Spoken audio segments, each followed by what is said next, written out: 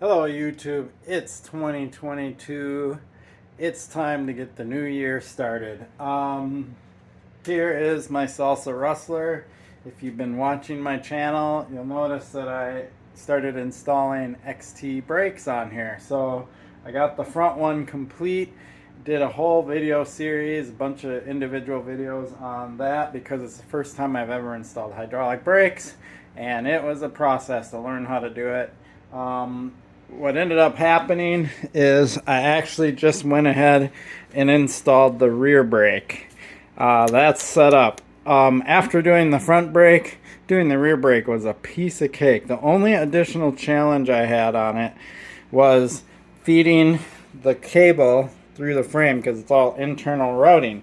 But there wasn't much of a challenge at all, because if you look, you can notice there's a sleeve in here. So Salsa has a sleeve inside the tube, and so the cable just goes right through and pops out this side. Super slick, so I didn't even have to try to figure out how to get the cable to go through here. As far as the chainstay bit, it comes down, comes through here, and just pops out this, pretty wide gaping hole there. So that was easy. Super slick. It was attached here with a zip tie, but there is a little hole there, so I probably, once I clean this out a little bit, I'll probably reattach a zip tie there, because it seems like that's why that hole is there. So I got the XT brakes on the rear, super slick, and got the levers. So, and they feel great. It's amazing. I did do a lever bleed on this one, just like I did for the front after I got everything installed. The one mistake I did make when doing the rear was the first time I pushed the cable in, I didn't get it in all the way, and I tightened this down. I'll pull that out. Right here. Tighten this down, and that crushes an olive inside. So since I've talked about the olive before, here is what an olive looks like. So the cable goes inside there, and this one's crushed, but unfortunately I crushed it without the cable being pushed all the way in, so I had to disassemble it because fluid bled out. Get a new olive because I didn't have any, so I had to run to Freewheel, which is a local bike shop.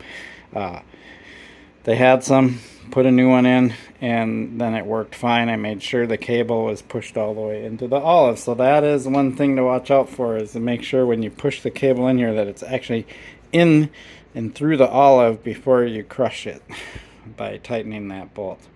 But then of course fluid leaked out, so I had to lever bleed and get the air to come out. So there was a lot more bubbles and air in there because of that mistake I made, but it was super simple. I already showed how to do a lever bleed. I did exactly the same thing, just did a lot more pumps and things like that to get all the air out, and banged on this, all of that, and it feels excellent. So perfect. All right, so that is where I'm at right now.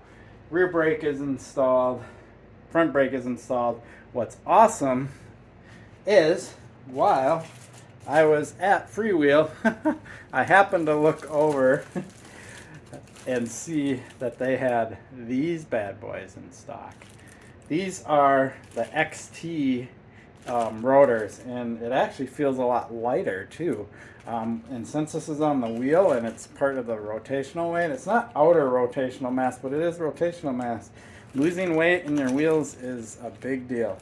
So yeah, these are the ICE rotors for XT brakes, and they're going to be going on here. Super simple swap. The other things I got to install are, where did I put that here on my messy desk? Oh, here we go. Alright,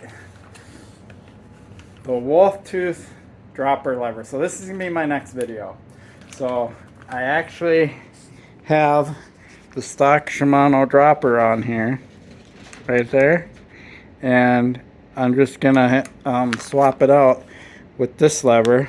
It'll be super easy, and this Wolftooth does make a lever designed for these brake levers. A lever designed for levers. That was funny.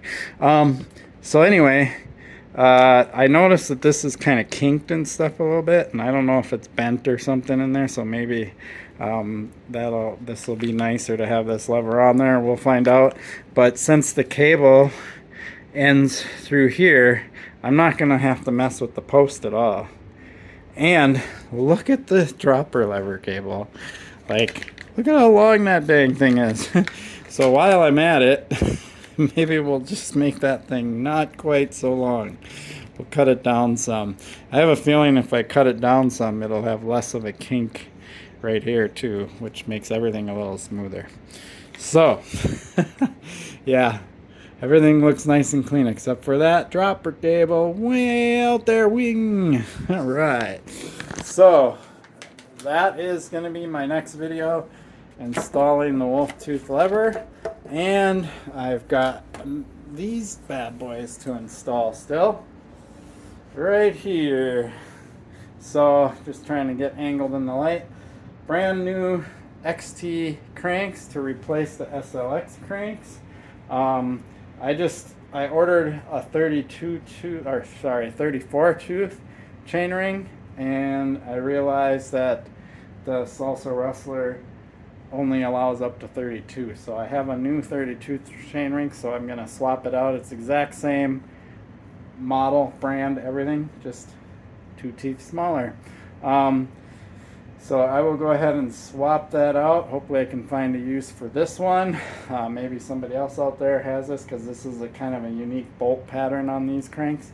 But I'm excited to get, a little bit stiffer, probably a little lighter. I don't know until I swap it out, and so on and so forth. Once I get all this stuff installed, I'm gonna weigh this bike. When I weighed it last, it was like just right around 30 pounds. I'm curious to know if I've taken off some weight.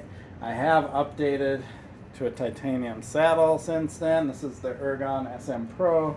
I've updated to this profile helm stem, to these Chromag bars. I did compare the weight of the bars and stem and these, and I lost about almost a half a pound in that combo. So I'm hoping that this thing would be down to 28 pounds or so. That would be awesome. Anyway, really appreciate your support for my channel. Please like and subscribe. I got a barking dog to take care of. Peace.